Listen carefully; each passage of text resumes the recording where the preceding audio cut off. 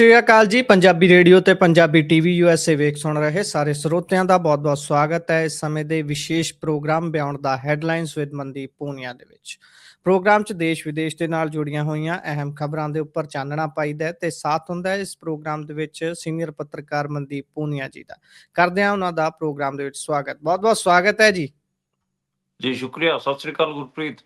ਸਤਿ ਸ਼੍ਰੀ ਅਕਾਲ ਜੀ। ਖਬਰਾਂ ਦੇ ਵੱਲ ਆਉਂਦੇ ਆ ਤੇਜ਼ੀ ਦੇ ਨਾਲ ਤੇ ਸਭ ਤੋਂ ਪਹਿਲਾਂ ਰੁਖ ਸੰਸਦ ਦਾ ਕਰਦੇ ਆ ਤੇ ਬੀਤੇ ਕੱਲ ਤਕਰੀਬਨ ਅੱਧਾ ਘੰਟਾ ਰਾਹੁਲ ਗਾਂਧੀ ਹੁਣੀ ਭਾਸ਼ਣ ਦਿੱਤਾ ਸੀ SIR ਦੇ ਮੁੱਦੇ ਨੂੰ ਲੈ ਕੇ, ਚੋਣ ਸੁਧਾਰਾਂ ਨੂੰ ਲੈ ਕੇ।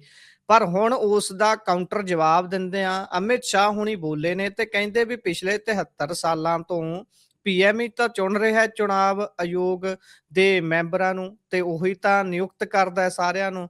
ਕਹਿੰਦੇ ਵੀ ਰਾਹੁਲ ਗਾਂਧੀ ਦਾ ਭਾਸ਼ਣ ਜਿਹੜੇ ਲਿਖਦੇ ਨੇ ਉਹ ਫੈਕਟ ਜਰਾ ਹੱਥ ਮਾਰ ਲਿਆ ਕਰਨ ਫੈਕਟਸ ਨੂੰ। ਇਹ 'ਚ ਕਿੰਨੀ ਕੁ ਸੱਚਾਈ ਹੈ ਵੀ 73 ਸਾਲਾਂ ਤੋਂ ਇਹੀ ਕੁਝ ਹੋ ਰਿਹਾ? ਕੀ ਇਹ ਗੱਲ ਸੱਚੀ ਹੈ? ਦੇਖੋ, ਇੱਕ ਤਾਂ ਮਤਲਬ ਇਹ ਆਪਾਂ ਇਹ ਦੇਖਦੇ ਹਾਂ ਕਿ ਜਦੋਂ ਵੀ ਬੀਜੇਪੀ ਤੇ ਕੋਈ ਗੱਲ ਆਉਂਦੀ ਹੈਗੀ ਆ, ਉਹ ਪਿਛਲਾ 73 ਸਾਲ ਦਾ ਜਿਹੜਾ ਇਤਿਹਾਸ ਹੈ ਉਹ ਸੁਣਾਉਣ ਲੱਗ ਜਾਂਦੇ ਨੇ। ਉਹ ਇਹੀ ਸੁਣਾਉਣ ਲੱਗ ਜਾਂਦੇ ਨੇ ਕਿ ਪਹਿਲਾਂ ਵੀ ਏਦਾਂ ਹੀ ਹੁੰਦਾ ਸੀਗਾ। ਕੁਝ ਚੀਜ਼ਾਂ ਠੀਕ ਵੀ ਨੇ, ਕੁਝ ਚੀਜ਼ਾਂ ਗਲਤ ਵੀ ਨੇ। ਜਿਵੇਂ ਕੱਲ ਰਾਹੁਲ ਗਾਂਧੀ ਨੇ ਆਪਣੇ ਸਪੀਚ 'ਚ 3 ਚੀਜ਼ਾਂ ਹਾਈਲਾਈਟ ਕੀਤੀਆਂ ਸੀਗੀਆਂ। ਪਹਿਲੀ ਹਾਈਲਾਈਟ ਇਹ ਕੀਤੀ ਸੀਗੀ ਕਿ ਜਿਹੜਾ ਤੁਸੀਂ ਚੋਣ ਕਮਿਸ਼ਨਰ ਨਿਯੁਕਤ ਕਰ ਰਹੇ ਹੋ, ਉਹਦੇ 'ਚ ਪਹਿਲਾਂ ਸੁਪਰੀਮ ਕੋਰਟ ਦਾ ਜਿਹੜਾ ਚੀਫ ਜਸਟਿਸ ਆਫ ਇੰਡੀਆ ਹੁੰਦੇ ਸੀਗੇ, ਉਹ ਉਹ ਪ੍ਰੋਵੀਜ਼ਨ ਤੁਸੀਂ ਕਿਉਂ ਹਟਾਇਆ? ਉਹਨਾਂ ਨੇ ਕਿਉਂ ਹਟਾਇਆ? ਤਾਂ ਉਹਦੇ ਜਵਾਬ 'ਚ ਅਮਿਤ ਸ਼ਾਹ ਨੇ ਇਹ ਕਿਹਾ ਕਿ ਇਹਨਾਂ ਨੂੰ ਪਤਾ ਨਹੀਂ ਹੈ ਕਿ ਪਹਿਲਾਂ ਵੀ ਜਿਹੜੇ ਇਹਨਾਂ ਦੀ ਜਿਹੜੀ ਟੀਮ ਜਿਹੜਾ ਇਹਨਾਂ ਦਾ ਭਾਸ਼ਣ ਲਿਖਦੀ ਹੈ ਉਹ ਰਿਸਰਚ ਨਹੀਂ ਕਰਦੀ। ਪਹਿਲਾਂ ਪ੍ਰਧਾਨ ਮੰਤਰੀ ਚੁਣਦੇ ਰਹੇ ਆ ਤੇ ਉਹ ਉਹਨਾਂ ਨੇ ਪੁਰਾਣੀ ਗੱਲ ਬੋਲ ਕੇ ਅੱਗੇ ਕੱਟਤੀ। ਪਰ ਇਹ ਠੀਕ ਨਹੀਂ ਹੈ। ਮਤਲਬ ਆਫਟਰ ਆਪਾਂ ਦੇਖਦੇ ਹਾਂ ਕਿ ਜਦੋਂ ਐਮਰਜੈਂਸੀ ਲੱਗੀ ਸੀ ਮੁਲਕ 'ਚ, ਉਹ 1975 'ਚ, ਉਸ ਤੋਂ ਬਾਅਦ ਜਨਤਾ ਪਾਰਟੀ ਦੀ ਸਰਕਾਰ ਬਣਦੀ ਹੈ। ਉਹ 1900 ਖਾਸ ਕਰ 78 79 ਦੇ ਬਾਅਦ ਆਪਾਂ ਦੇਖਦੇ ਹਾਂ ਤੇ ਜਿਹੜੇ ਇਲੈਕਸ਼ਨ ਕਮਿਸ਼ਨਰ ਨੇ ਉਹਨਾਂ 'ਚ ਸੁਪਰੀਮ ਕੋਰਟ ਦੇ ਜਿਹੜੇ ਚੀਫ ਜਸਟਿਸ ਆਫ ਇੰਡੀਆ ਹੈਗੇ ਆ, ਉਹ ਕਮੇਟੀ 'ਚ ਬੈਠਦੇ ਹੁੰਦੇ ਸੀਗੇ।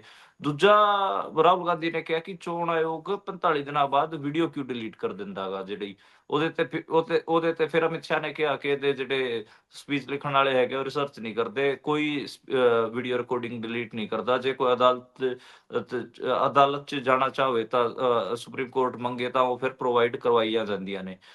ਤੀਜਾ, ਉਹਨਾਂ ਨੇ ਕਿਹਾ ਸੀਗਾ ਕਿ ਚੋਣ ਆਯੋਗ ਦਾ ਜਿਹੜਾ ਕਮਿਸ਼ਨਰ ਹੁੰਦਾ ਗਾ, ਉਹਨੂੰ ਦੰਡ ਰਹਿਤ ਕਰ ਦਿੱਤਾ ਹੈ। ਉਹਨੂੰ ਮਤਲਬ ਉਹਦੇ ਤੇ ਕੋਈ ਕੇਸ ਨਹੀਂ ਕਰ ਸਕਦਾ, ਨਾ ਉਹਦੇ ਤੇ ਕੋਈ ਉਹਨੂੰ ਸਜ਼ਾ ਹੋ ਸਕਦੀ, ਕੁਝ ਨਹੀਂ ਹੋ ਸਕਦਾ। 2023 'ਚ ਇਹ ਕਾਨੂੰਨ ਬਦਲਿਆ ਗਿਆ ਤੇ ਅਮਿਤ ਸ਼ਾਹ ਕਹਿ ਰਿਹਾ ਗਾ ਅਸੀਂ ਜਿਹੜਾ ਨਵਾਂ ਕਾਨੂੰਨ ਬਣਾਇਆ ਉਹ ਪੁਰਾਣੇ ਹਿਸਾਬ ਨੂੰ ਦੇਖਦੇ ਹੋਇਆ ਹੀ ਬਣਾਇਆ ਗਾ ਤੇ ਅਸੀਂ ਕੋਈ ਹੋਰ ਬਦਲਾਵ ਨਹੀਂ ਕੀਤਾ। ਯਾਨੀ ਕਿ ਜਿਹੜੀਆਂ ਚੀਜ਼ਾਂ ਤੇ ਇਹ ਕਰਦੇ ਨੇ ਉਹ ਕਹਿ ਦਿੰਦੇ ਨੇ ਉਹ ਤਾਂ ਪੁਰਾਣੇ ਟਾਈਮ ਤੋਂ ਚੱਲੀਆਂ ਆ ਰਹੀਆਂ ਨੇ।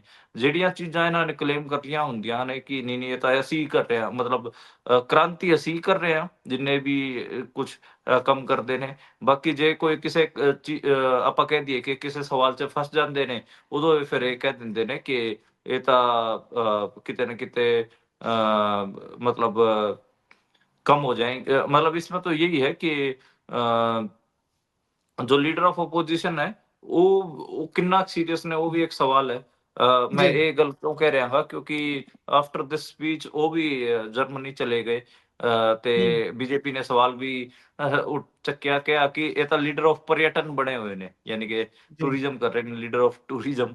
ਹਾਲਾਂਕਿ ਇਹਦੇ 'ਚ ਦਿੱਕਤ ਇਹ ਹੈ ਕਿ ਨਰਿੰਦਰ ਮੋਦੀ ਦੀ ਵੀ ਜਿਹੜੀ ਵਿਦੇਸ਼ ਯਾਤਰਾਵਾਂ ਨੇ ਉਹ 85% ਵਿਦੇਸ਼ ਯਾਤਰਾਵਾਂ ਜਦੋਂ ਪਾਰਲੀਮੈਂਟ ਚੱਲ ਰਹੀ ਹੁੰਦੀ ਹੈ ਉਦੋਂ ਹੁੰਦੀਆਂ ਨੇ। ਤਾਂ ਇਹ ਫੈਕਟ ਇਹ ਵੀ ਹੈ ਤੇ ਮਤਲਬ ਮੁਲਕ ਦਾ ਜਿਹੜਾ ਹਾਊਸ ਦਾ ਲੀਡਰ ਹੈ, ਪਾਰਲੀਮੈਂਟ ਹਾਊਸ ਦਾ ਲੀਡਰ ਹੈ, ਉਹ ਵੀ ਟੂਰਿਜ਼ਮ ਤੇ ਹੀ ਰਹਿੰਦਾ ਹੈਗਾ ਤੇ ਜਿਹੜਾ ਲੀਡਰ ਆਫ ਆਪੋਜੀਸ਼ਨ ਬਣਾ ਰੱਖਿਆ ਉਹ ਵੀ ਟੂਰਿਜ਼ਮ ਤੇ ਰਹਿੰਦਾ ਹੈਗਾ ਤੇ ਬਾਕੀ ਉੱਥੇ ਫਿਰ ਇਸ ਕਿਸਮ ਦੇ ਹਲਕੇ ਪਤਲੇ ਜਵਾਬ ਚੱਲਦੇ ਰਹਿੰਦੇ ਨੇ। ਉਹ ਕਹਿ ਦਿੰਦੇ ਨੇ ਕਿ ਤੁਸੀਂ ਖਰਾਬ ਕਰਤਾ ਤੇ ਦੂਜੇ ਕਹਿ ਦਿੰਦੇ ਨੇ ਤੁਸੀਂ ਖਰਾਬ ਕਰਤਾ। ਕੋਈ ਹਾਊਸ ਦੀ ਉਸ ਹਿਸਾਬ ਨਾਲ ਡਿਬੇਟ ਉਨੀ ਸ਼ਾਰਪ ਆਪਾਂ ਨੂੰ ਦੇਖਣ ਨੂੰ ਮਿਲਦੀ ਨਹੀਂ। ਹਾਲਾਂਕਿ ਰਾਹੁਲ ਗਾਂਧੀ ਨੇ ਚੈਲੰਜ ਕੀਤਾ ਹੈ ਕਿ ਜੇ ਜਿਹੜਾ ਅਮਿਤ ਸ਼ਾਹ ਦਾ ਰਿਐਕਸ਼ਨ ਆਏਗਾ ਮੇਰੇ ਸਵਾਲਾਂ ਤੇ, ਉਹ ਤਾਂ ਡਰਿਆ ਹੋਇਆ ਜਵਾਬ ਸੀਗਾ ਉਹਦਾ, ਜੇ ਡਿਬੇਟ ਕਰਨੀ ਹੈ ਤਾਂ ਮੇਰੇ ਨਾਲ ਕਰ ਲਓ ਕਿਤੇ ਵੀ ਆ ਕੇ। ਜੀ। ਇਸ ਤੋਂ ਅੱਗੇ ਜੇਕਰ ਆਪਾਂ ਗੱਲ ਕਰੀਏ ਤਾਂ ਗੱਲ ਇੰਡੀਗੋ ਦੇ ਫੇਲ ਹੋ ਜਾਣ ਦੀ, ਇੰਡੀਗੋ ਦਾ ਧੂੰਆਂ ਨਿਕਲ ਜਾਣ ਦੀ ਤੇ ਲੋਕਾਂ ਦੀ ਖੱਜਲ ਖੁਆਰੀ ਦੀ ਕਰਦੇ ਹਾਂ। ਦਿੱਲੀ ਹਾਈ ਕੋਰਟ ਨੇ ਇਸ ਤੇ ਸਵਾਲ ਖੜੇ ਕੀਤੇ ਨੇ ਵੀ ਸਰਕਾਰ ਨੇ ਅਜਿਹਾ ਕਿਉਂ ਹੋਣ ਦਿੱਤਾ, ਕਿਉਂ ਸਰਕਾਰ ਦੇਖਦੀ ਰਹੀ ਤੇ 4000 ਦੀ ਟਿਕਟ 30,000 ਦੀ ਹੋ ਗਈ ਜੀ।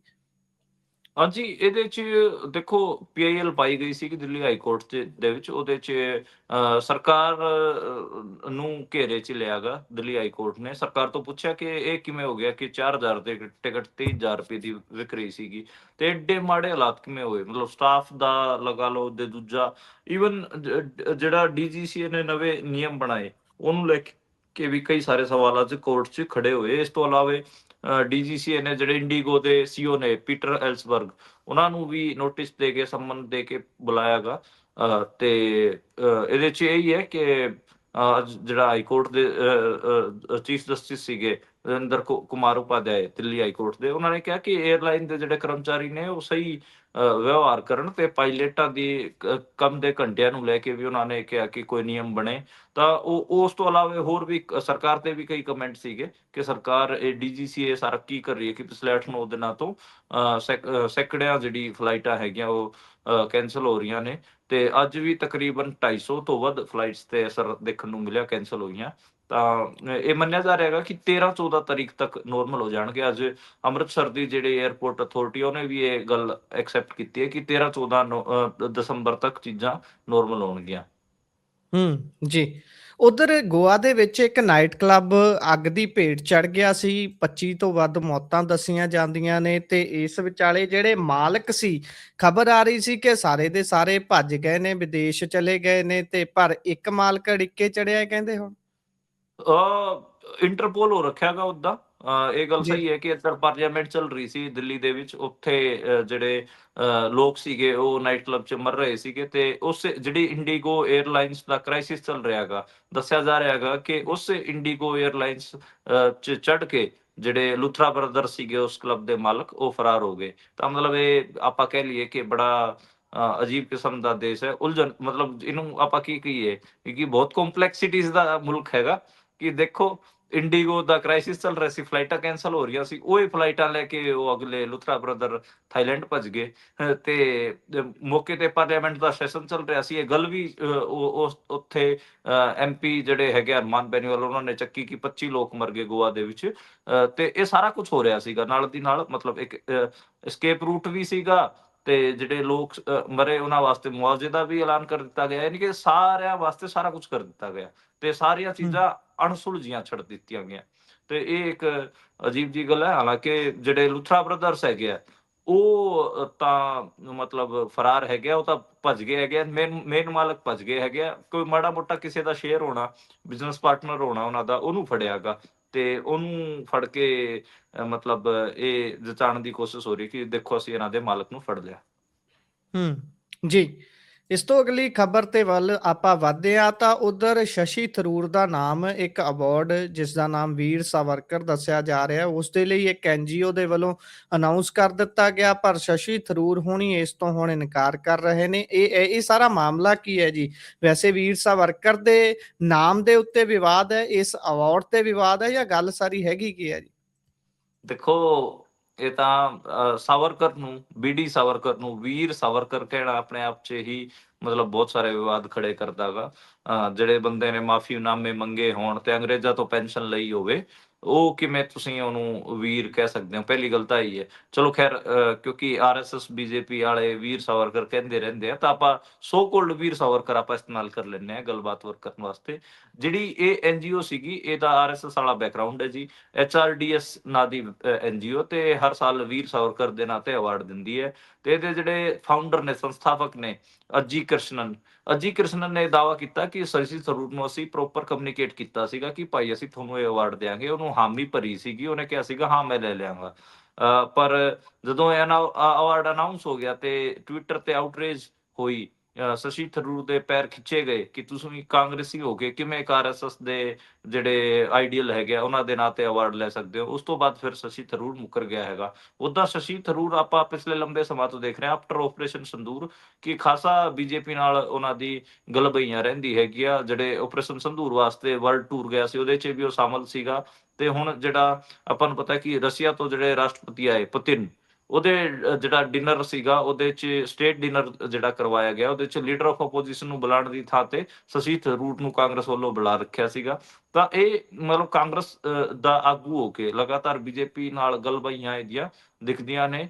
ਕਈ ਸਾਰੇ ਮਾਮਲਿਆਂ ਤੇ ਸੰਸਦ ਦੇ ਵਿੱਚ ਵੀ ਦੇਖਣ ਨੂੰ ਮਿਲਿਆ। ਈਵਨ ਜਿਹੜਾ ਇੱਕ ਤਾਂ ਸ਼ਸ਼ੀ ਥਰੂਰ ਹੋ ਗਿਆ, ਇੱਕ ਇਹਨਾਂ ਦਾ ਇੰਟੈਲੈਕਚੁਅਲ ਹੋਰ MP ਹੈਗਾ ਚੰਡੀਗੜ੍ਹ ਤੋਂ ਮਨੀਸ਼ ਤਿਵਾੜੀ, ਉਹ ਵੀ ਕਈ ਵਾਰ ਆਪਾਂ ਨੂੰ ਦੇਖਣ ਨੂੰ ਮਿਲਦਾ ਗਾ ਕਿ ਉਹ ਵੀ ਕਈ ਮਾਮਲਿਆਂ ਤੇ ਪ੍ਰੋ RSS BJP ਦੇਖਣ ਨੂੰ ਮਿਲਦਾ ਗਾ, ਤੇ ਸੇਮ ਵਿਦ ਸ਼ਸ਼ੀ ਥਰੂਰ। ਲੇਕਿਨ ਅੱਜ ਆਊਟਰੇਜ ਬਹੁਤ ਜ਼ਿਆਦਾ ਸੀਗੀ, ਉਸ ਤੋਂ ਫਿਰ ਹੂੰ, ਕਿਤੇ ਨਾ ਕਿਤੇ ਆਪਣੇ ਉਹਨੇ ਵਾਪਸ ਲਿਆ ਗਾ ਆਪਣਾ ਨਾਂ, ਤੇ ਕਿਹਾ ਗਾ ਕਿ ਮੈਂ ਇਹ ਅਵਾਰਡ ਐਕਸੈਪਟ ਨਹੀਂ ਕਰ ਸਕਦਾ। ਇੱਕ ਲੰਬੀ ਜੀ ਪੋਸਟ ਲਿਖੀ ਹੈਗੀ ਆ, ਤੇ ਜੀ। NGO ਨੇ ਤਾਂ ਮਤਲਬ ਬਿਆਨ ਦੇ ਕੇ ਕਹਿਤਾ ਕਿ ਥਰੂਰ ਨੇ ਤਾਂ ਨੂੰ ਤਾਂ ਕੋਈ ਦਿੱਕਤ ਨਹੀਂ ਸੀ, ਹੁਣ ਟਰੋਲ ਹੋਣ ਲੱਗਿਆ ਤਾਂ ਇਹ ਭੱਜਿਆ ਗਾ ਅਵਾਰਡ ਤੋਂ। ਤਾਂ ਇਹ ਹੈਗਾ ਜੀ ਮਤਲਬ ਕਿੰਨਾ ਅਜੀਬ ਹੈ। ਓਦਾਂ ਇੰਟਰਨੈਸ਼ਨਲ ਲੈਵਲ ਤੇ ਥਰੂਰ ਆਪਣੇ ਆਪ ਨੂੰ ਬਤੌਰ ਹਿੰਦੂ ਲਿਬਰਲ ਪ੍ਰਸਤੁਤ ਕਰਦਾ ਗਾ, ਪੇਸ਼ ਕਰਦਾ ਗਾ, ਤੇ ਇੱਧਰ ਜਿਹੜੀ ਕਮਿਊਨਲ ਪੋਲਿਟਿਕਸ ਹੈ ਹਿੰਦੂਆਂ ਦੀ, RSS ਜਾਂ ਵੀਰ ਸਾਵਰਕਰ ਦੀ, ਉਹ ਅਵਾਰਡ ਨੂੰ ਲੈਣ ਨੂੰ ਫਿਰ ਰਿਹਾ ਸੀਗਾ। ਜੀ। ਇਸ ਤੋਂ ਅੱਗੇ ਚੱਲਦੇ ਹਾਂ ਤਾਂ ਗੱਲ ਤਿਰੂਪਤੀ ਮੰਦਿਰ ਦੀ ਕਰਦੇ ਹਾਂ। ਪਹਿਲਾਂ ਕਹਿੰਦੇ ਲੱਡੂਆਂ ਦਾ ਤੇ ਹੁਣ ਦੁਪੱਟਿਆਂ ਦਾ ਘੁਟਾਲਾ ਸਾਹਮਣੇ ਆਇਆ। ਲੱਡੂਆਂ ਦਾ ਵੀ ਦੱਸਿਓ ਜੀ, ਇਹ ਕੀ ਮੈਟਰ ਹੈ, ਦੁਪੱਟਿਆਂ ਦਾ ਵੀ ਫਿਰ?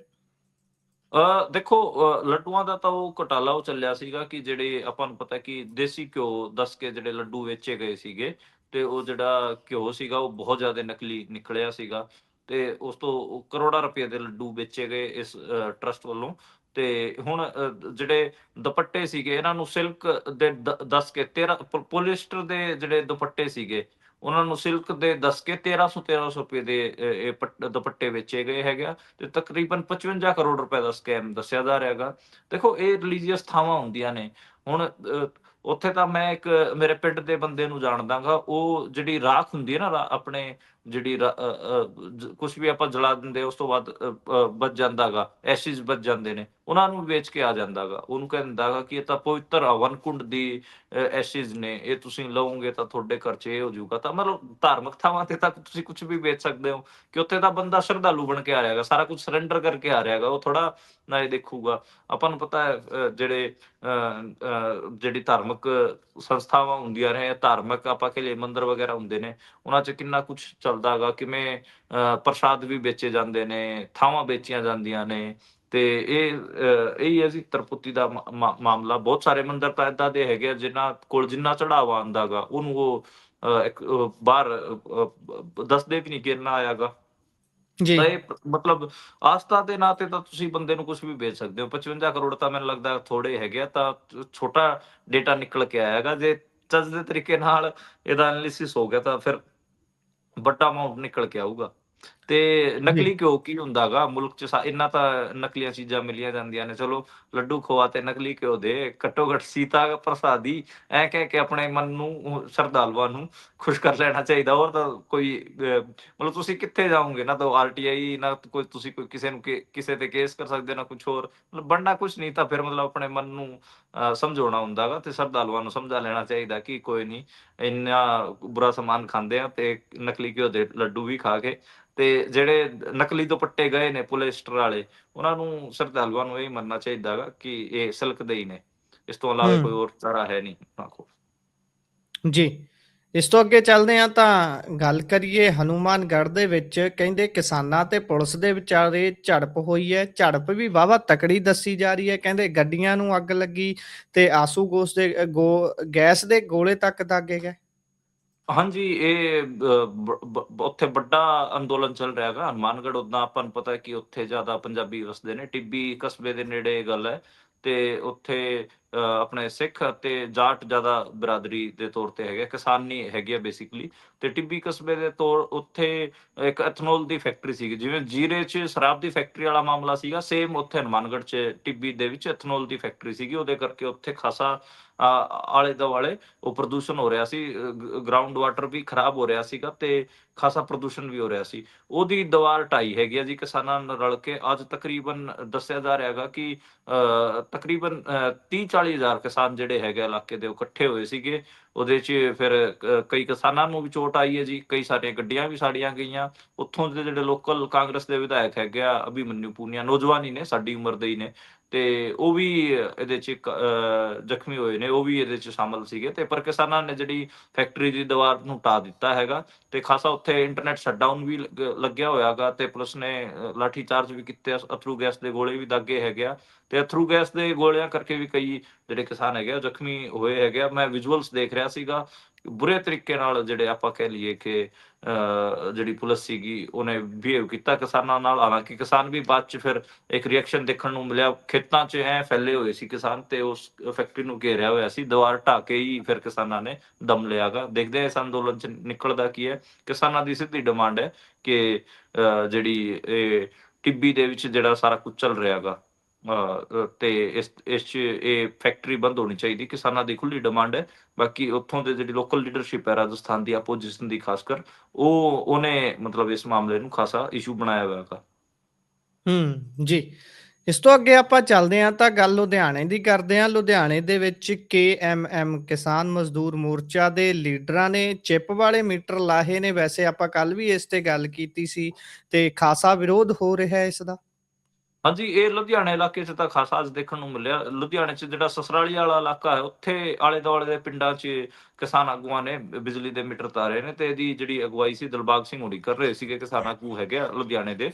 ਤੇ ਉੱਥੇ ਸਭ ਤੋਂ ਪਹਿਲੀ ਜਿਹੜੀ ਸ਼ੁਰੂਆਤ ਹੋਈ ਉਹ ਸਰਪੰਚਾਂ ਦੇ ਘਰਾਂ ਤੋਂ ਹੀ ਹੈਗੀ ਆ। ਸਰਪੰਚਾਂ ਨੂੰ ਅੱਗੇ ਕਰਕੇ ਕਿ ਤਾਰੋ ਤੁਸੀਂ ਆਪਣੇ ਘਰਾਂ ਦੇ ਬਿਜਲੀ ਉਹ ਚਿੱਪ ਵਾਲੇ ਮੀਟਰ, ਤੇ ਉਹ ਤਰਵਾ ਕੇ ਫਿਰ ਉਸ ਤੋਂ ਬਾਅਦ ਅੱਗੇ ਵਧੇ ਨੇ। ਤਕਰੀਬਨ 30 ਤੋਂ 40 ਜਿਹੜੇ ਵੱਡੇ ਪਰਿਵਾਰਾਂ ਦੇ ਜਿਹੜੇ ਚਿੱਪ ਵਾਲੇ ਮੀਟਰ ਸੀਗੇ ਉਹ ਤਾਰੇ ਨੇ। ਮਤਲਬ ਇਹਦੇ 'ਚ ਇਹ ਹੀ ਹੈ ਕਿ ਪਿੰਡ ਦੇ ਜਿਹੜੇ ਥੋੜੇ ਸ਼ਕਤੀਸ਼ਾਲੀ ਕਿਸਮ ਦੇ ਬੰਦੇ ਹੁੰਦੇ ਨਾ, ਤਗੜੇ ਬੰਦੇ ਹੁੰਦੇ, ਉਹਨਾਂ ਨੂੰ ਅੱਗੇ ਕਰ ਰਹੇ ਨੇ, ਤਾਂ ਕਿ ਮਤਲਬ ਚਲੋ ਗਰੀਬਾਂ ਦੇ ਕੋਈ ਮਾਰ ਨਾ ਪਵੇ। ਜੇ ਬਿਜਲੀ ਬੋਰਡ ਜੇ ਆਪਾਂ ਕਹਿ ਲਈਏ ਕੇਸ ਵੇਸ ਕਰ ਵੀ ਦੇਵੇ, ਤਾਂ ਮਤਲਬ ਤਗੜਾ ਬੰਦਾ ਥੋੜਾ ਚੱਲ ਜਾਂਦਾ ਹੈਗਾ, ਤੇ ਉਹ ਕੀਤਾ ਜਾ ਰਿਹਾ ਹੈਗਾ। ਤੇ ਮਤਲਬ ਹਰ ਪਿੰਡ 'ਚ 15 20 20 30 ਏਦਾਂ ਜਿਹੜੇ ਮੀਟਰ ਹੈਗੇ ਆ ਉਤਾਰੇ ਗਏ ਹੈਗੇ ਆ। ਕਈ ਲੋਕ ਸ਼ਿਕਾਇਤ ਕਰ ਰਹੇ ਨੇ ਇਹਦੀ। ਤੇ ਬਿਜਲੀ ਦੇ ਜਿਹੜੇ ਚਿੱਪ ਵਾਲੇ ਮੀਟਰ ਨੇ, ਇਹਨਾਂ ਦੇ ਉਲਟ ਪਿੰਡਾਂ 'ਚ ਠੀਕ ਠਾਕ ਮਾਹੌਲ ਹੈਗਾ। ਮਤਲਬ ਹੂੰ ਇਹਨੂੰ ਇਹੀ ਮੰਨ ਰਹੇ ਨੇ ਕਿ ਇਹਦੇ 'ਚ ਇੱਕ ਤਾਂ ਅੱਗੇ ਕ੍ਰੈਡਿਟ ਵਾਲਾ ਸਿਸਟਮ ਵੀ ਲਾਗੂ ਕਰ ਦੇਣਗੇ, ਇਹਨੂੰ ਪ੍ਰੀਪੇਡ ਮੀਟਰ ਕਹਿੰਦੇ ਆ। ਤੇ ਦੂਜਾ ਜੀ। ਇਹਦੇ 'ਚ ਲੋਕ ਇਹ ਵੀ ਕਹਿ ਰਹੇ ਨੇ ਕਿ ਬਿੱਲ ਵੀ ਵੱਧ ਆ ਰਿਹਾ ਹੈਗਾ, ਤੇਜ਼ ਚਲਾ ਰਹੇ ਹੈ ਬਿਜਲੀ ਵਾਲੇ। ਤਾਂ ਇਹ ਮਤਲਬ ਉਹ ਬਿਜਲੀ ਦਾ ਜਿਹੜਾ ਮੀਟਰ ਨਵੇਂ ਲੱਗ ਰਹੇ ਨੇ ਚਿੱਪ ਵਾਲੇ, ਇਹਨਾਂ ਨੂੰ ਲੈ ਕੇ ਠੀਕ ਠਾਕ ਰੋਹ ਪਿੰਡਾਂ 'ਚ ਬਣ ਰਿਹਾ ਹੈਗਾ ਆਪਣੇ। ਜੀ, ਜੀ। ਇਹ ਇਸ ਤੋਂ ਅੱਗੇ ਜੇਕਰ ਚੱਲੀਏ ਤਾਂ ਇੱਕ ਸੁਖਬੀਰ ਬਾਦਲ ਹੁਣਾਂ ਦੇ ਵੱਲੋਂ ਪੋਸਟ ਕੀਤੀ ਗਈ ਜਿਹੜੀ ਆਡੀਓ ਸੀ ਪੰਜਾਬ ਪੁਲਿਸ ਦੇ ਪਟਿਆਲਾ ਏਰੀਏ ਦੇ ਪੁਲਿਸ ਮੁਲਾਜ਼ਮਾਂ ਦੀ ਕਥਿਤ ਤੌਰ ਤੇ ਆਡੀਓ ਦੱਸੀ ਜਾਂਦੀ ਸੀ। ਉਸ ਤੋਂ ਬਾਅਦ ਵੈਸੇ ਤਾਂ ਹੁਣ ਉਹ SSP ਨੂੰ ਕਹਿੰਦੇ ਛੁੱਟੀ ਤੇ ਭੇਜ ਦਿੱਤਾ ਹੈ, ਪਰ ਉਹਦੀ ਲੈਬ ਜਾਂਚ ਹੋਊਗੀ ਜੀ ਹੁਣ ਕਿੱਥੇ ਹੋਣੀ ਹੈ। ਵੈਸੇ ਇਸ ਮਾਮਲੇ ਦੇ ਵਿੱਚ ਪੱਤਰਕਾਰ ਨੂੰ ਖਾਸਾ ਤੰਗ ਕੀਤਾ ਜਾ ਰਿਹਾ। ਰਤਨਦੀਪ ਧਾਲੀਵਾਲ ਨੂੰ ਦੂਜੀ ਵਾਰ ਨੋਟਿਸ ਭੇਜ ਦਿੱਤਾ ਗਿਆ, ਪਹਿਲਾਂ ਜਵਾਬ ਦੇ ਦਿੱਤਾ ਸੀ ਨੋਟਿਸ ਦਾ ਹਾਲਾਂਕਿ। ਹਾਂਜੀ, ਇਹ ਪਟਿਆਲਾ ਪੁਲਿਸ ਦੀ ਜਿਹੜੀ ਕਥਿਤ ਆਡੀਓ ਰਿਕਾਰਡਿੰਗ ਵਾਇਰਲ ਹੋਈ ਸੀ, ਉਹਨੂੰ ਲੈ ਕੇ Punjab and Haryana high court 'ਚ ਕੇਸ ਗਿਆ ਹੋਇਆ ਸੀਗਾ। ਇੱਥੇ ਹਾਈ ਕੋਰਟ ਨੇ ਜਾਂਚ ਦੇ ਆਦੇਸ਼ ਦਿੱਤੇ ਗਏ ਹੈਗੇ ਆ, ਇਨਵੈਸਟੀਗੇਸ਼ਨ ਦੇ ਆਦੇਸ਼ ਦਿੱਤੇ ਹੈਗੇ ਆ। ਉਹਦੇ 'ਚ ਸਭ ਤੋਂ ਪਹਿਲਾਂ ਤਾਂ ਇਹੀ ਗੱਲ ਕੀਤੀ ਗਈ ਹੈਗੀ ਆ ਕਿ SSP ਵਰੁਣ ਸ਼ਰਮਾ ਨੂੰ ਉਹਨਾਂ ਦੀ ਪੋਸਟਿੰਗ ਤੋਂ ਹਟਾ ਦਿੱਤਾ ਗਿਆ ਹੈਗਾ, ਯਾਨੀ ਕਿ ਉਹ ਕਿਤੇ ਨਾ ਕਿਤੇ ਹੁਣ ਆਪਾਂ ਕਹਿ ਸਕਦੇ ਹਾਂ ਕਿ ਛੁੱਟੀ ਤੇ ਰਹਿਣਗੇ SSP ਵਰੁਣ ਸ਼ਰਮਾ। ਤੇ ਜਿਹੜੀ ਇਹ ਆਡੀਓ ਦੀ ਜਾਂਚ ਹੋਣੀ ਹੈ, ਉਹ ਚੰਡੀਗੜ੍ਹ ਪੁਲਿਸ ਦੀ ਲੈਬ 'ਚ ਹੋਵੇਗੀ। ਦੇਖਦੇ ਹਾਂ ਇਹਦੇ 'ਚ ਬਣਦਾ ਕੀ ਹੈ। ਬਾਕੀ ਜਿਹੜੇ ਅਕਾਲੀਜ਼ ਨੇ, ਅਕਾਲੀਆਂ ਨੇ ਤਾਂ ਖਾਸਾ ਇਹਨੂੰ ਇਸ਼ੂ ਬਣਾਇਆ ਸੀਗਾ, ਤੇ ਈਵਨ ਸੁਖਬੀਰ ਬਾਦਲ ਨੇ ਇਸ ਵੀਡੀਓ ਨੂੰ ਆਡੀਓ ਨੂੰ ਪੋਸਟ ਕੀਤਾ ਸੀਗਾ। ਖਾਸੀ ਆਪਾਂ ਕਹਿ ਲਈਏ ਕਿ ਅਜੀਬ ਕਿਸਮ ਦੀ ਆਡੀਓ ਰਿਕਾਰਡਿੰਗ ਸੀਗੀ, ਤੇ ਇਹਦੇ 'ਚ ਸੁਣਵਾਈ ਹੋਈ ਹੈ। ਦੇਖਦੇ ਹਾਂ ਇਹਦੇ 'ਚ ਮਤਲਬ ਅੱਗੇ ਕੀ ਬਣਦਾ ਗਾ। ਆਡੀਓ ਫੇਕ ਨਿਕਲਦੀ ਹੈ ਜਾਂ ਫਿਰ ਨਹੀਂ ਨਿਕਲਦੀ, ਉਹ ਤਾਂ ਆਉਣ ਵਾਲੇ ਦਿਨਾਂ 'ਚ ਪਤਾ ਲੱਗੂਗਾ।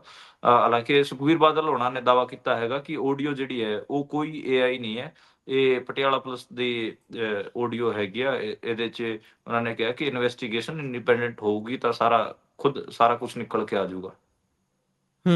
ਜੀ।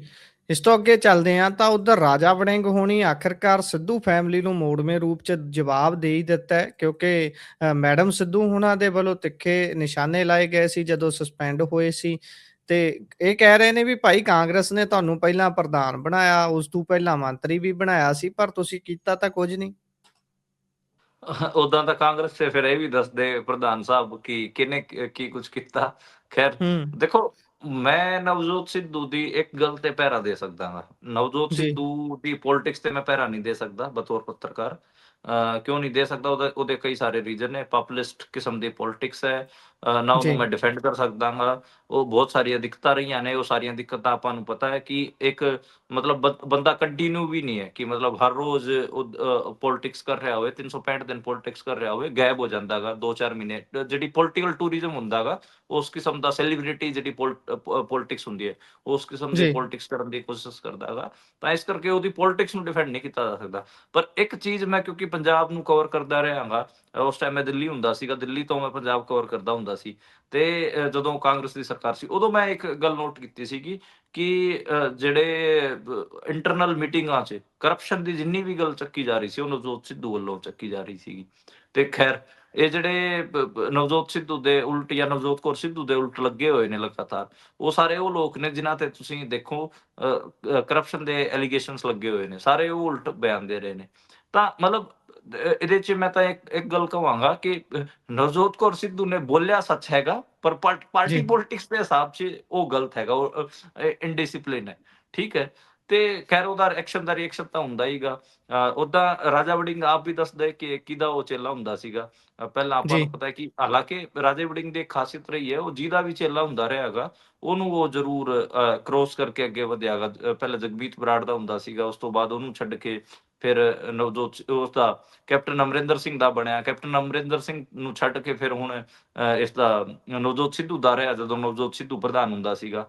ਖੈਰ ਹੁਣ ਨਵਜੋਤ ਸਿੱਧੂ ਹੋਰਾਂ ਨੇ ਉਹਨਾਂ ਦੀ ਵਾਈਫ ਨੇ ਮਾੜਾ ਮੋਟਾ ਸੱਚ ਉਗਲਤਾ, ਤਾਂ ਫਿਰ ਇਹਨਾਂ ਨੂੰ ਚੁੱਭ ਰਹੀ ਹੈ।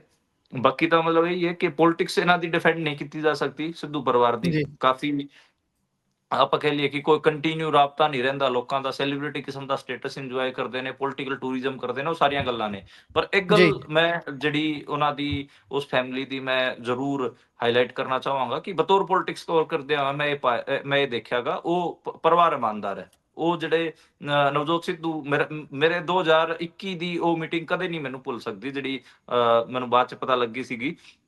ਉਸ ਦਿਨ ਮਤਲਬ ਉਸ ਤੋਂ ਨੈਕਸਟ ਡੇ, ਮੀਟਿੰਗ ਤੋਂ ਨੈਕਸਟ ਡੇ ਮੈਨੂੰ ਪਤਾ ਲੱਗਿਆ ਸੀਗਾ ਕਿ ਮੀਟਿੰਗ 'ਚ ਕੀ ਹੋਇਆ ਸੀ। ਉਦੋਂ ਨਵਜੋਤ ਜੀ, ਸਿੱਧੂ ਪੇਪਰ ਤੇ ਲਿਖ ਕੇ ਬਹਿ ਗਿਆ ਸੀਗਾ ਅੰਦਰ ਮੀਟਿੰਗ ਤੇ। ਕੈਪਟਨ ਅਮਰਿੰਦਰ ਨੂੰ ਸਵਾਲ ਕੀਤੇ, ਹੋਰ ਬਾਕੀ ਮੰਤਰੀਆਂ ਨੂੰ ਸਵਾਲ ਕੀਤੇ, ਰੰਧਾਵੇ ਨੂੰ ਸਵਾਲ ਕੀਤੇ ਤੇ ਪੁੱਛਿਆ ਕਿ ਇਹ ਜਿਹੜੇ ਪੈਸੇ ਸੀਗੇ ਇਹ ਪੰਜਾਬ ਦੇ ਕਿੱਥੇ ਗਏ। ਤੇ ਹੂੰ, ਹਾਲਾਂਕਿ ਉਹਨਾਂ ਦੀ ਜਿਹੜੀ ਇੱਕ ਅਜੀਬ ਜੀ ਹੱਸੀ, ਜਿਹੜੇ ਉਹਨਾਂ ਦਾ ਹਾਸਾ ਹੁੰਦਾ ਗਾ, ਉਹ ਵੀ ਹੱਸਦੇ ਰਹੇ ਮੀਟਿੰਗ 'ਚ। ਇਹ ਵੀ ਨਿਕਲ ਕੇ ਸਾਹਮਣੇ ਆਇਆ ਸੀਗਾ। ਤਾਂ ਪਰ ਇਹ ਦਿਖਾਉਂਦਾ ਗਾ ਕਿ ਮਤਲਬ ਕਰਪਸ਼ਨ ਵਾਲੇ ਮਾਮਲੇ ਤੇ ਤਾਂ ਉਹ ਠੀਕ ਹੈ ਪਰਿਵਾਰ। ਕੋਈ ਉਹਨਾਂ ਨੇ ਜਿਹੜਾ ਟਰੈਕ ਰਿਕਾਰਡ ਹੈ ਉਹ ਠੀਕ ਰਿਹਾ ਗਾ। ਜੀ, ਹੂੰ। ਇਸ ਤੋਂ ਅੱਗੇ ਚੱਲੀਏ ਤਾਂ ਇੱਕ ਕੰਪਨੀ ਕਹਿੰਦੀ ਰਿਟਾਇਰਡ ਫੌਜੀਆਂ ਤੇ ਹੋਰ ਬਹੁਤ ਸਾਰੇ ਲੋਕਾਂ ਦਾ 100 ਕਰੋੜ ਰੁਪਈਆ ਲੈ ਕੇ ਭੱਜ ਗਈ।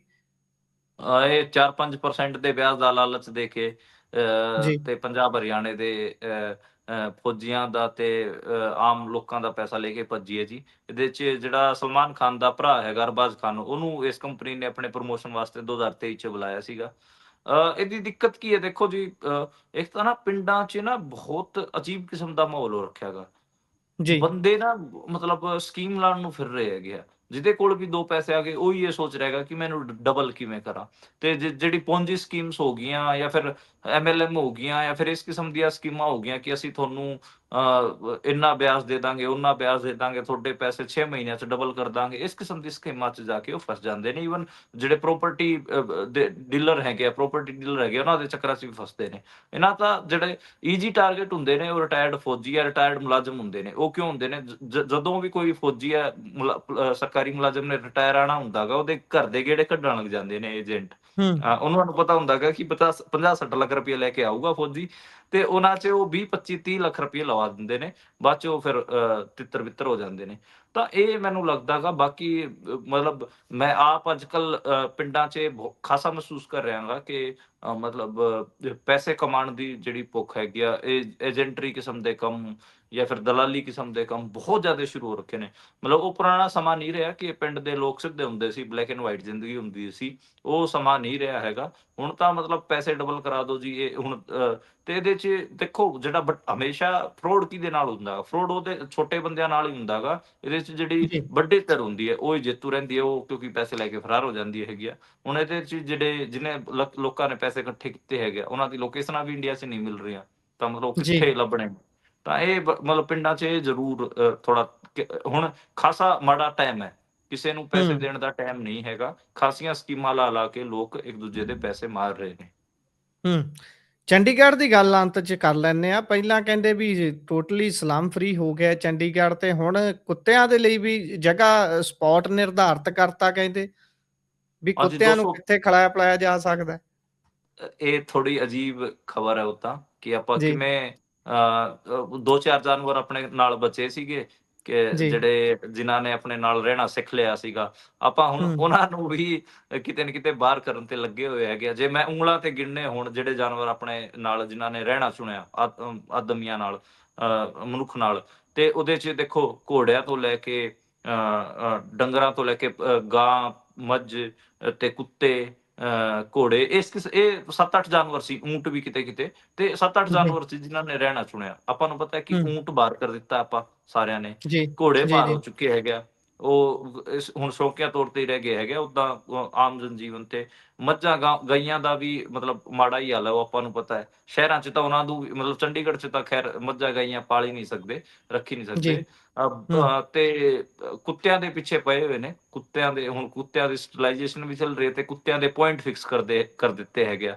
ਹੁਣ ਕੁੱਤਿਆਂ ਨੂੰ ਵਿਚਾਰਿਆਂ ਨੂੰ ਭੁੱਖ ਲੱਗਦੀ ਸੀਗੀ, ਉਹ ਆਪਣੇ ਕਿਸੇ ਤੇ ਕਿੱਥੇ ਚਲੇ ਜਾਂਦੇ ਸੀਗੇ ਖਾਣ-ਪੀਣ ਵਾਸਤੇ। ਉਹਨਾਂ ਨੂੰ ਵੀ ਹੁਣ ਇਹ ਦੱਸਿਆ ਜਾ ਰਿਹਾ ਹੈਗਾ ਕਿ ਤੁਸੀਂ ਇਹਨਾਂ 200 ਪੁਆਇੰਟਸ ਜਿਹੜੇ ਪੁਆਇੰਟ ਫਿਕਸ ਕੀਤੇ, ਸਿਰਫ਼ ਇੱਥੇ ਹੀ ਤੁਸੀਂ ਖਾ ਪੀ ਸਕਦੇ ਹੋ। ਹੁਣ ਕੁੱਤਾ ਹੂੰ, ਕੋਈ ਆਮ ਵਿਚਾਰਾ, ਉਹ ਥੋੜ੍ਹੀ ਨਾ, ਉਹਦੇ ਦਿਮਾਗ ਥੋੜ੍ਹੀ ਨਾ, ਉਹ ਇੰਨਾ ਕੰਮ ਥੋੜ੍ਹੀ ਨਾ ਕਰੂਗਾ ਕਿ ਮੈਂ ਇਸ ਸਪੋਟ ਤੇ ਮੇਰੇ ਕੋਲ ਕੋਈ ਡਿਨਰ ਲੈ ਕੇ ਆਊਗਾ, ਆਫਰ ਕਰੂਗਾ, ਲੰਚ ਆਫਰ ਕਰੂਗਾ ਤੇ ਮੈਂ ਇੱਥੇ ਖਾਵਾਂਗਾ। ਇਹ ਕੋਈ ਕੀ ਚੱਲ ਰਿਹਾ, ਮਤਲਬ ਮਜ਼ਾਕ ਹੀ ਹੈ ਇੱਕ ਹਿਸਾਬ ਨਾਲ। ਤਾਂ ਇਹ ਮੈਨੂੰ ਲੱਗਦਾ ਗਾ ਕਿ ਬੜੀ ਅਜੀਬ ਜਿਹੀ ਅਸੀਂ ਮਤਲਬ ਲਾਈਫ ਵੱਲ ਵੱਧ ਰਹੇ ਹਾਂ, ਜਿੱਥੇ ਆਪਾਂ ਸਾਰੇ ਜਾਨਵਰਾਂ ਨੂੰ, ਸਾਰੇ ਜਿਹੜੀ ਹੋਰ ਇਕੋ ਸਿਸਟਮ ਹੈਗਾ, ਸਾਰੇ ਨੂੰ ਦੂਰ ਕਰਦੇ ਜਾ ਰਹੇ ਹਾਂ। ਪੱਥਰਾਂ ਦੇ ਵਿੱਚ ਆਪਣੇ ਆਪ ਨੂੰ ਬੰਦ ਕਰਕੇ ਰਹਿਣਾ ਸਿੱਖ ਰਹੇ ਹਾਂ। ਪਤਾ ਨਹੀਂ ਇਹਦੇ ਹੂੰ, ਕੀ ਅੱਗੇ ਨੁਕਸਾਨ ਹੋਣਗੇ, ਫਾਇਦੇ ਹੋਣਗੇ, ਕੀ ਕਹਿ ਸਕਦੇ ਹਾਂ। ਪਰ ਮੈਨੂੰ ਤਾਂ ਇਹਦੇ ਦੂਰਗਾਮੀ ਨੁਕਸਾਨ ਲੱਗਦੇ ਹੈਗੇ ਆ, ਕਿਉਂਕਿ ਮੈਂ ਆਪ ਪਰਸਨਲੀ ਜਿਹੜੀ ਮੱਧਯੁਗੀਨ ਜਿਹੜੀ ਕਿਸਾਨੀ ਜ਼ਿੰਦਗੀ ਹੈ, ਉਹ ਮੇਰੇ ਜੀ, ਦਿਮਾਗ 'ਚ ਫਸੀ ਹੋਈ ਹੈ। ਮਤਲਬ ਈਵਨ ਜਿਹੜੇ ਉਹ UFC ਵਾਲੇ ਫਾਈਟਰ ਨੇ, ਅੱਜ-ਕੱਲ੍ਹ ਤਾਂ ਇਸਲਾਮ ਦਾ ਨਾਂ ਖਾਸਾ ਚੱਲ ਰਿਹਾ ਹੈਗਾ, ਪਹਿਲਾਂ ਖਬੀਬ ਦਾ ਚੱਲਦਾ ਸੀਗਾ। ਤਾਂ ਉਹਨਾਂ ਤੋਂ ਜਦੋਂ ਪੁੱਛਿਆ ਜਾਂਦਾ ਹੈਗਾ ਕਿ ਤੁਹਾਡੇ ਵਾਸਤੇ ਜ਼ਿੰਦਗੀ ਦੇ ਮਾਇਨੇ ਕੀ ਨੇ, ਉਹ ਫਿਰ ਕਹਿੰਦੇ ਨੇ ਸਾਡੇ ਵਾਸਤੇ ਦਾਗਿਸਤਾਨ ਜ਼ਿੰਦਗੀ ਦੇ ਮਾਇਨੇ ਨੇ। ਅਸੀਂ ਆਪਣੀ ਮਾਂ ਕੋਲ ਜਾ ਕੇ ਮਤਲਬ ਖਬੀਬ ਦੀ ਮਾਂ ਨੇ ਕਿਹਾ ਸੀਗਾ ਕਿ 29 ਫਾਈਟਾਂ ਤੋਂ ਬਾਅਦ ਛੱਡਦੇ, ਤੇ ਹੁਣ ਛੱਡਤਾ ਸੀਗਾ। ਉੱਥੇ ਉਹਨਾਂ ਨੇ ਆਪਣੇ ਜੀ, ਫਾਰਮ ਬਣਾਏ ਨੇ, ਪਸ਼ੂ ਰੱਖੇ ਹੋਏ ਨੇ, ਤੇ ਵਧੀਆ ਉਹ ਘੋੜਿਆਂ ਤੇ ਸੈਰ ਸਪਾਟੇ, ਦਾਗਿਸਤਾਨ ਮਤਲਬ ਸਮੁੰਦਰ ਵੀ ਇੱਕ ਪਾਸੇ ਪਹਾੜ ਵੀ ਨੇ, ਖਾਸੀ ਉਹ ਹੈਗੀ ਆ। ਤਾਂ ਮਤਲਬ ਮੈਂ ਤਾਂ ਉਸ ਕਿਸਮ ਦੀ ਜਿਹੜਾ ਲਾਈਫ ਹੈ ਉਹਨੂੰ ਸੈਲੀਬ੍ਰੇਟ ਕਰਦਾ ਹਾਂ। ਹਾਲਾਂਕਿ ਇਹ ਨਹੀਂ ਹੈਗਾ ਕਿ ਜਿਹੜੀ ਤਰੱਕੀ ਹੋ ਰਹੀ ਹੈ ਆਪਾਂ ਉਹਦੇ ਖਿਲਾਫ ਹੀ ਬੋਲਦੇ ਰਹੀਏ। ਤਰੱਕੀ ਦੇ ਆਪਣੇ ਮਾਇਨੇ ਨੇ, ਪਰ ਤਰੱਕੀ ਕਿਸ ਕੋਰਸ ਤੇ ਹੋਊਗੀ ਉਹਦੀ ਵੀ ਆਪਾਂ ਨੂੰ ਉਹਦੀ ਸੋਚਣੀ ਸਮਝਣੀ ਬਣਦੀ ਹੈਗੀ ਆ। ਇਹ ਨਾ ਹੋਵੇ ਕਿ ਆਪਣੇ ਜਿਹੜੇ ਬਾਕੀ ਦੇ ਜਿਹੜੇ ਜਾਨਵਰ ਬਚੇ ਹੋਏ ਆਪਣੇ ਜ਼ਿੰਦਗੀਆਂ 'ਚ, ਉਹਨਾਂ ਨੂੰ ਵੀ ਆਪਣੇ ਤੋਂ ਦੂਰ ਕਰ ਲਈਏ, ਤਾਂ ਫਿਰ ਮਨੁੱਖ ਇਕੱਲਾ ਹੀ ਰਹਿ ਜਾਊਗਾ, ਤੇ ਪੱਥਰਾਂ ਨਾਲ ਟੱਕਰ ਮਾਰ ਕੇ ਮਤਲਬ ਉਹਦਾ ਜੋ ਬਣਨਾ ਹੈਗਾ ਉਹ ਬਣੂਗਾ ਹੀ ਫਿਰ। ਹੂੰ, ਜੀ। ਇਸੇ ਦੇ ਨਾਲ ਪ੍ਰੋਗਰਾਮ ਦਾ ਸਮਾਂ ਇੱਥੇ ਹੀ ਸਮਾਪਤ ਹੁੰਦਾ ਹੈ। ਤੁਸੀਂ ਜੁੜੇ, ਜਾਣਕਾਰੀਆਂ ਸਾਂਝੀਆਂ ਕੀਤੀਆਂ, ਬਹੁਤ-ਬਹੁਤ ਧੰਨਵਾਦ।